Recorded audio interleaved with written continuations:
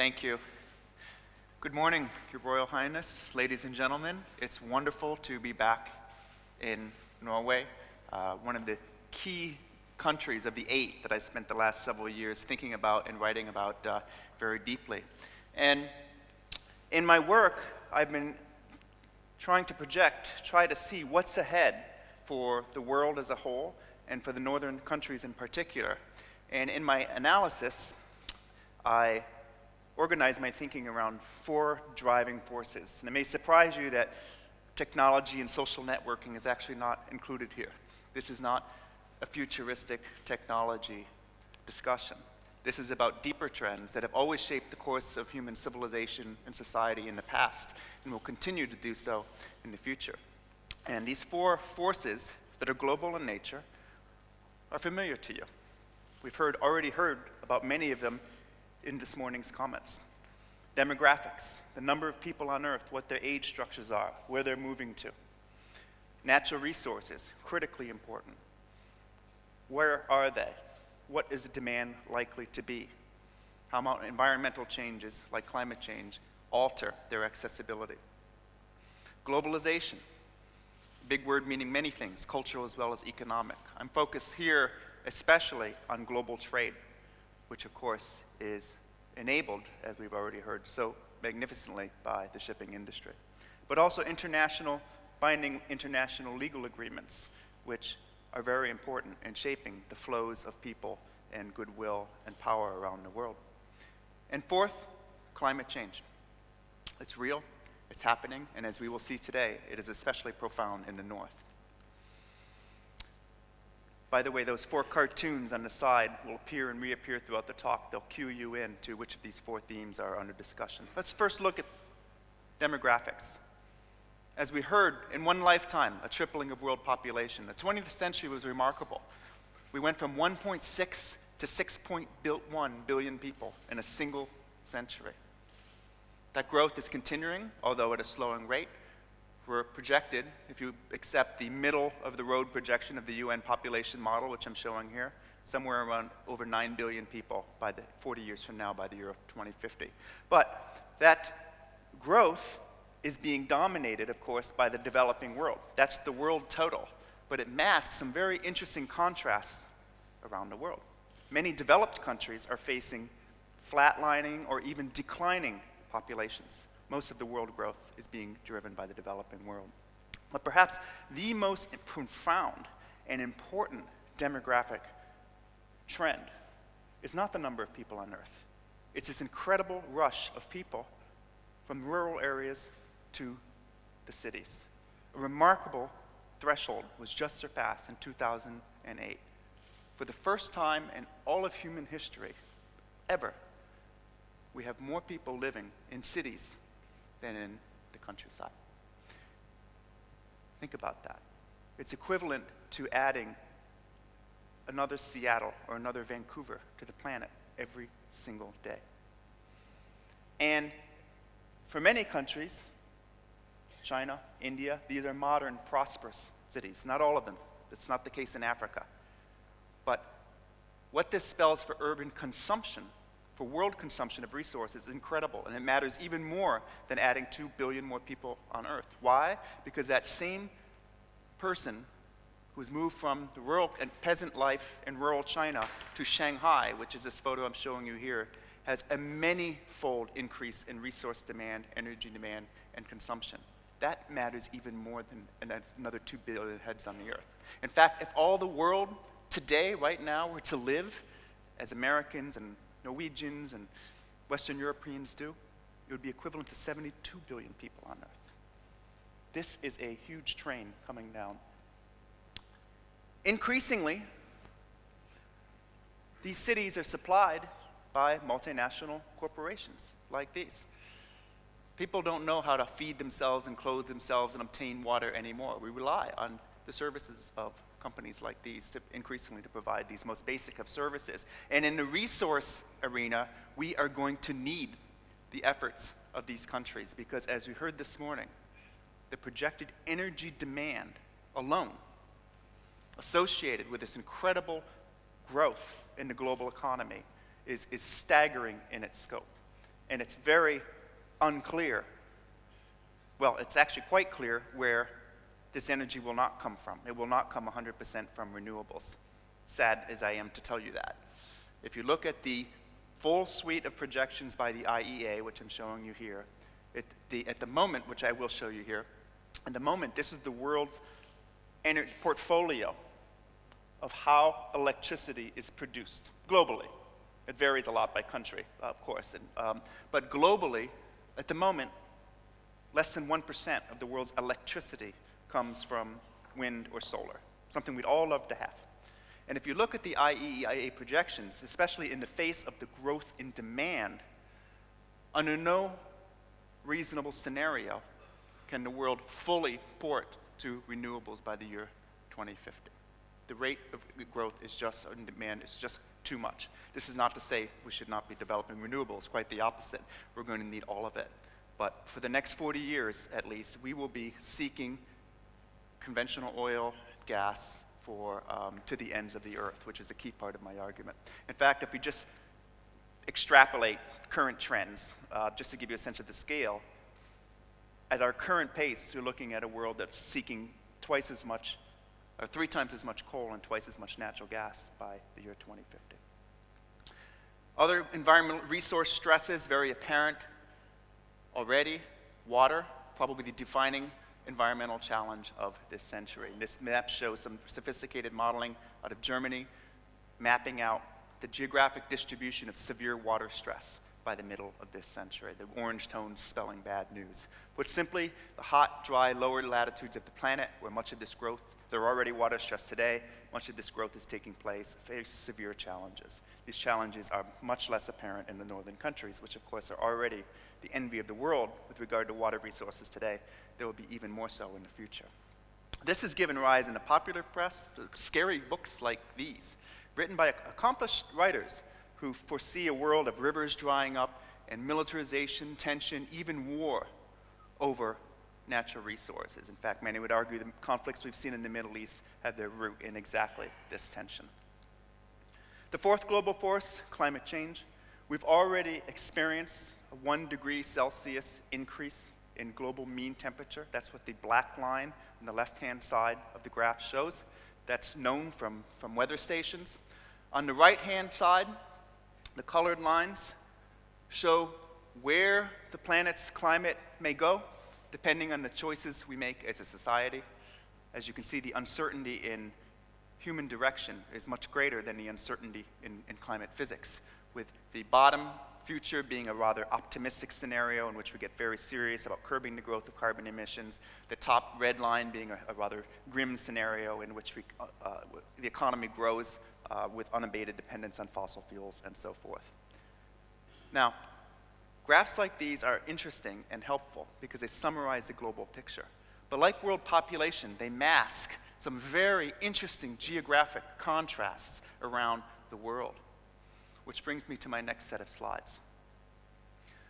These are 9 snapshots of the world's climate future for 3 different time steps. The early part of this century on the left-hand side, the middle part of this century, the middle column, and by the end of the century on the right-hand side, assuming 3 different social pathways. The top row being an optimistic scenario, the middle row being a moderate scenario, and the last row being a grim, pessimistic scenario. There are many lessons to be learned from these maps. I don't have time to get into all of them, but the key message I want you to take home now is that global warming is neither truly global nor always warming. It is not uniform around the world. Some places stubbornly refuse to warm up, such as this little bullseye over the North Atlantic Ocean that stays cool almost no matter what we do. We know the physics of this. This is the site of the North Atlantic Deep Water Formation. It's not uniform. And what's the one place on Earth that gets hit more than any other? Across all time slices, across all scenarios, it's the North, especially the high North, which experiences amplified climate change in response to the global signal.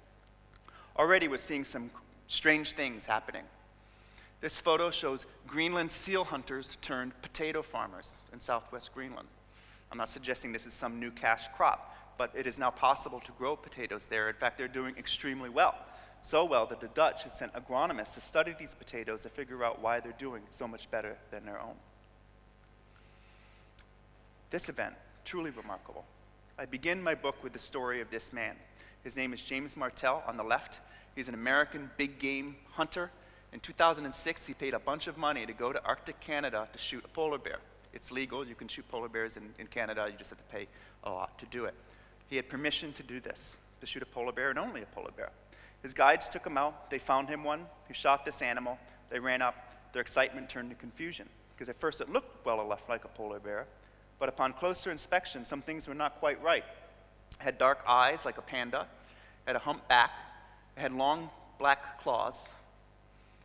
Ladies and gentlemen, you are looking at the first ever documented occurrence of a grizzly bear polar bear hybrid ever seen in the wild. 2 years ago, a second one was shot. This was the offspring of one of those. These creatures are not sterile, they are reproducing.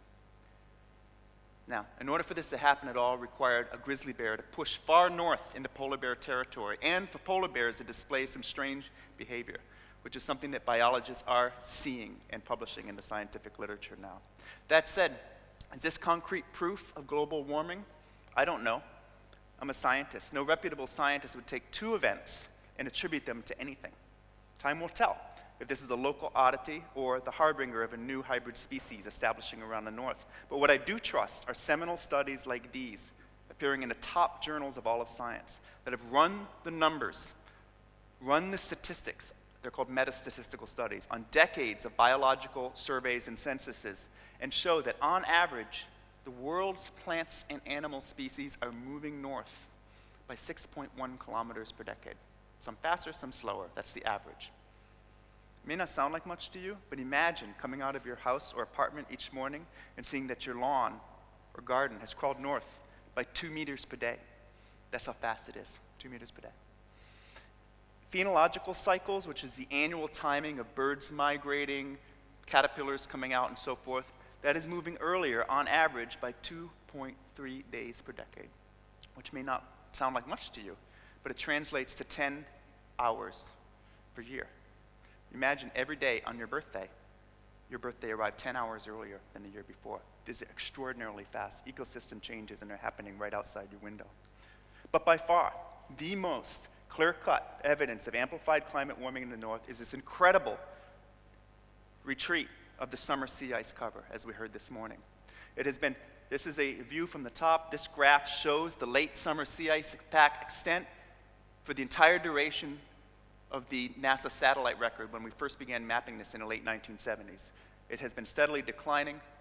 It reaches its minimum in September, and the last 5 years have been the lowest ever seen before with regard to this ice pack. In fact, last year was the first time that both the Northwest Passage and the Northeast Passage were briefly free of ice for the first time in human memory. This has given rise, of course, in the popular press to the prospect of increased shipping. And as this audience knows very well, sea ice is not the only obstacle to maritime work in the high north. There are many other factors, but sea ice is certainly one of the biggest. And you don't need a fancy climate model to know that. You can just look at the distribution of shipping activity in the region today, as this audience knows very well. Here's what it looks like in the depths of winter when the sea ice is at its extent. The next slide shows, these are actual ship track data, by the way, from the winter and summer of 2004. 6 months later, when the summer comes, the shipping activity picks up. I mean, the ice retreats, the ships pour in, it's as simple as that. But at the moment, this is not international trade so much. This is local destinational traffic.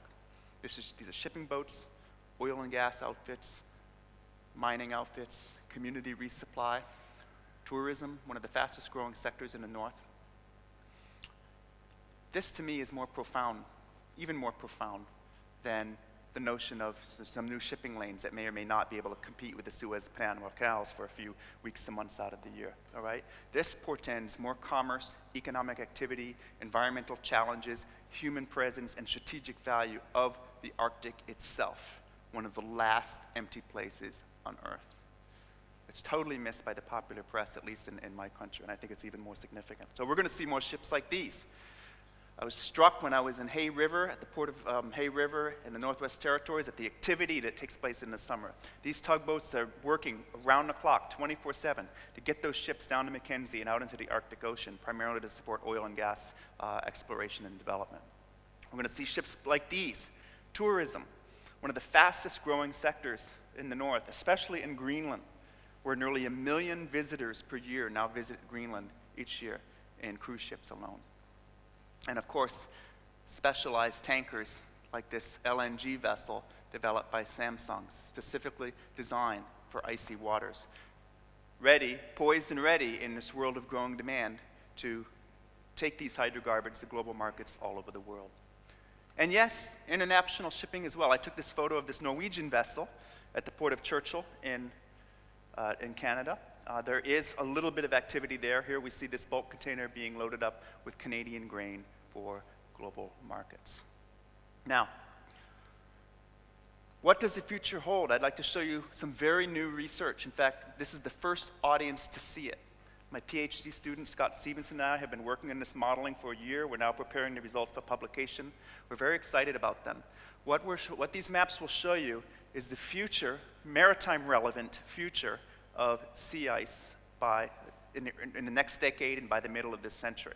And what we've done, we've taken climate models assuming a middle-of-the-road scenario, and this on the left shows the number of open water days over the next decade, 2011 to 2030, or 20 years rather, on average.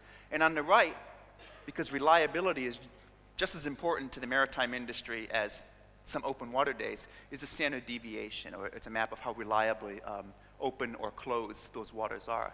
And so what we've done is fuse these together to provide a summary map like these, which show you where the water will be reliably open, which is the lightest blue, and the darker blue. Norway's not included here because you don't have sea ice problems off the northern coast of Norway, so you can just imagine that this is all dark blue water here. Reliably open and reliably closed to, in this case, a Polar Class 6 vessel. Now, this is Polar Class 6. If you move to a more stronger vessel, like a Polar Class 3 vessel, of course, the access opens up. This takes into account the thickness and the strength of the ice. So this is the situation over the next 20 years on average, with the climatology averaged out. And as we move forward to 2050, man, it really starts to contract, particularly with a Polar Class 3 vessel. And what's interesting about this, if you overlay the traditional shipping routes that we're all used to thinking about, the Northwest Passage, the Northeast Passage, we find certainly the Northwest Passage is not very much in play at all. It's one of the last places to go up. In fact, in terms of ice obstruction, it'd be just as easy to go right over the top as it will be to go through the Northeast Passage. Very interesting work. Okay, now the opposite is true on land, and I need to point this out. The perception is that a thawing north is good for resource extraction everywhere. We're going to go in and get those resources for global markets. That's true for maritime access, but it's the opposite is true for land. And why? For many parts of the north, the economies are very dependent on temporary winter roads like these, which are built across rivers, over frozen landscapes and lakes and so forth. In fact, the Canadian diamond mines are utterly dependent on this ice road. Without it, they wouldn't exist, even though they are some of the richest kimberlites on Earth. Now, in my country, in the United States, no one had ever heard of these until this reality show came out called Ice Road Truckers. Now, everyone is aware of them. And the drivers are always worried about crashing through the ice. And that's exactly what will happen more and more in the future as the winters get milder and snowfall gets deeper, which insulates the ground. So we've been modeling this kind of work as well by importing this double-edged sword of falling access by land and rising access by sea, bringing them into something called a geographic information system with all currently existing transportation infrastructure to produce remarkable images like these.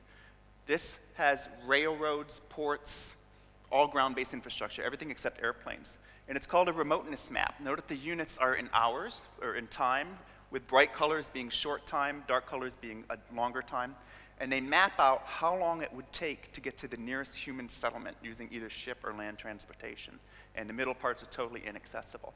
So, of course, you can see Norway, there's a lot of physical infrastructure with roads. In fact, Fennoscandia, the Fennoscandian Peninsula in general is very well developed for the high north already. But this is the situation today. If we spin it forward to 2050, you see the central Arctic Ocean opening up. And if we look again at the land, you'll see it getting darker as it gets more remote.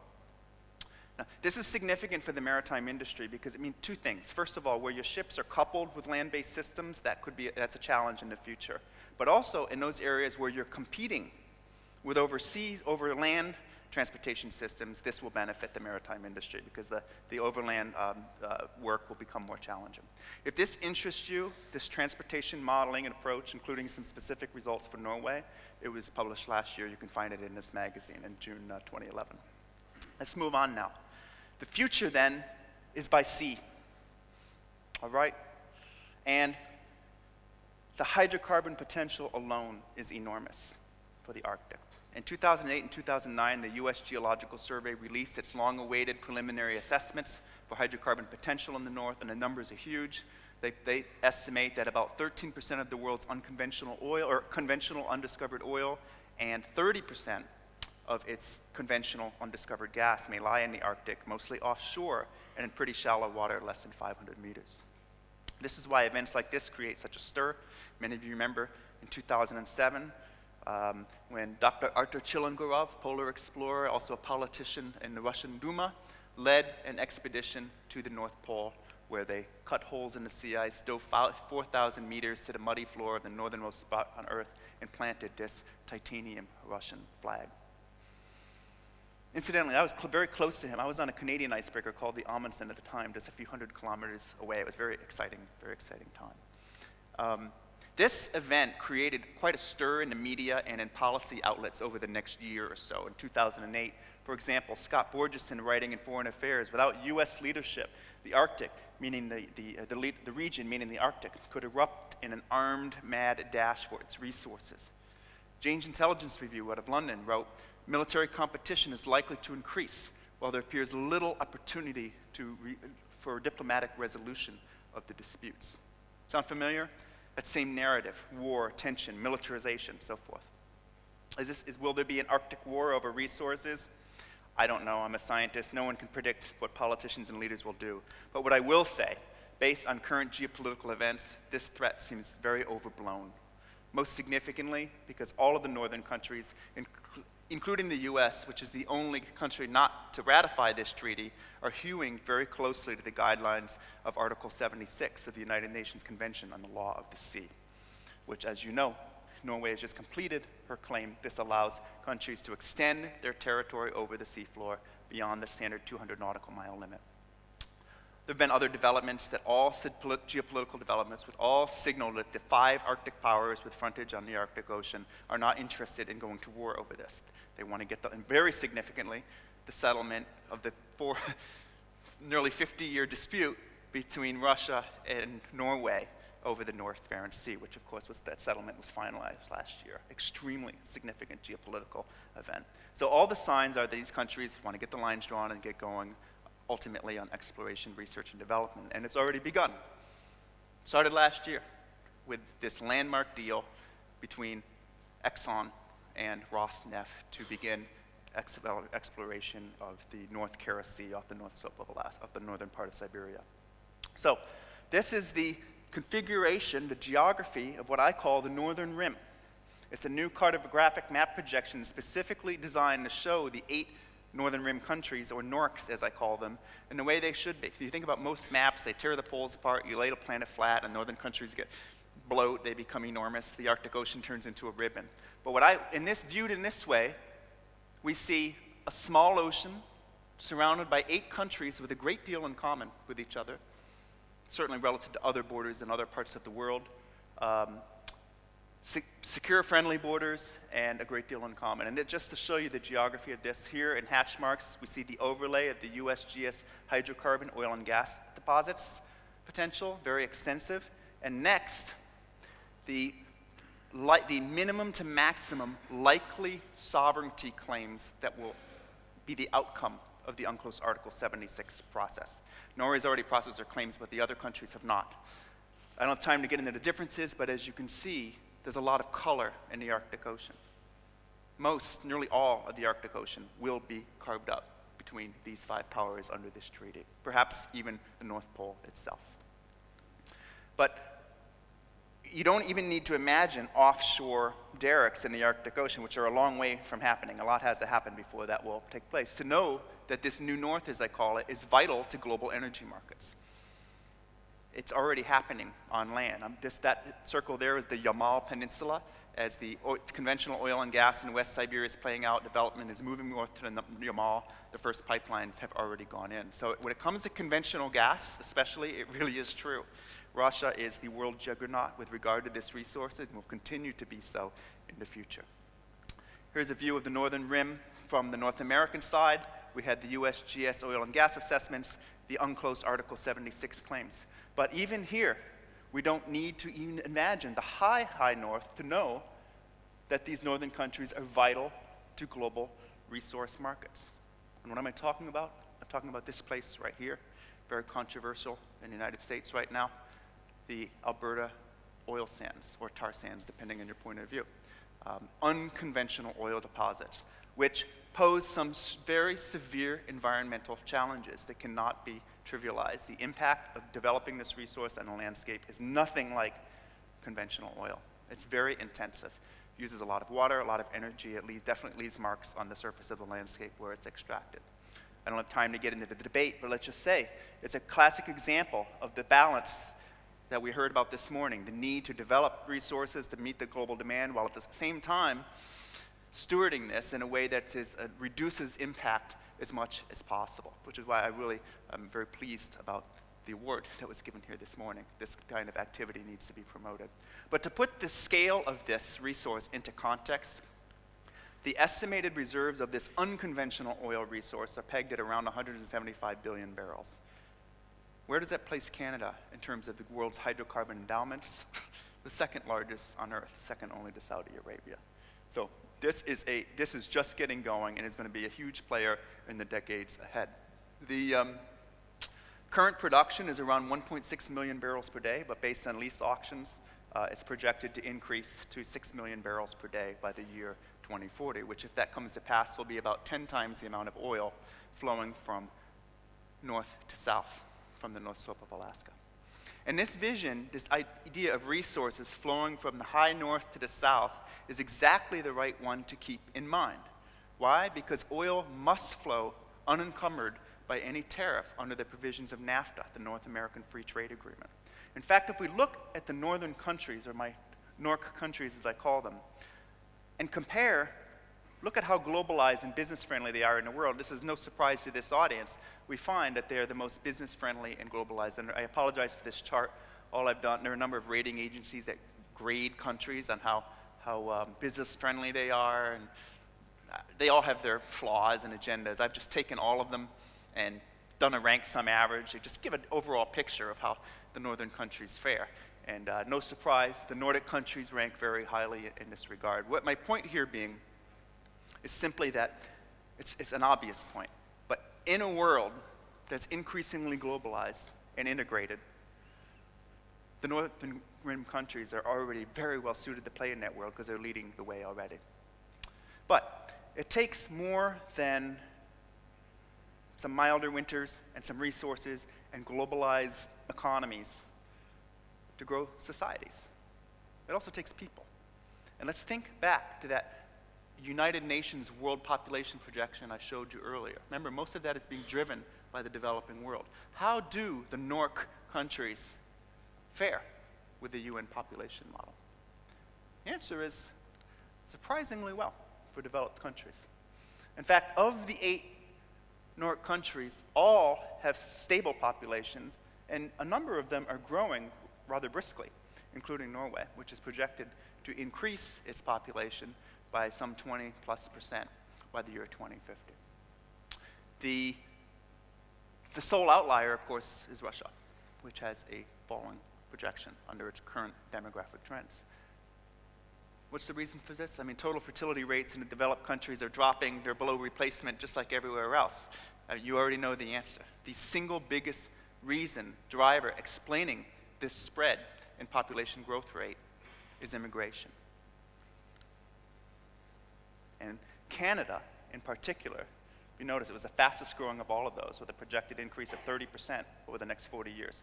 It's a drop in the bucket in terms of world totals. I mean, these are just percentage growth rates, okay? Norway's going to add 1 million people. That's insignificant in terms of the global population. But in terms of the economies and development within the northern countries themselves, it's very significant. And Canada growing 30% is remarkable for Canadians in this world of slowing population growth. And I'm very fond of this picture taken from the Toronto Star. It shows 2 National Hockey League commentators preparing to call out a game of the Toronto Maple Leafs in Punjabi, now poised to become Canada's 4th most spoken language.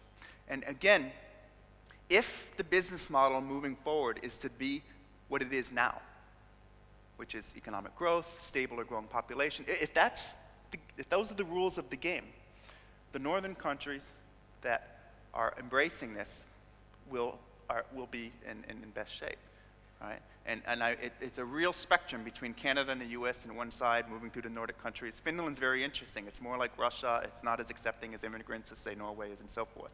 But the point is, in a world like that of falling fertility rates, of aging populations, the developed world will be in competition for skilled overseas citizens by the year 2050.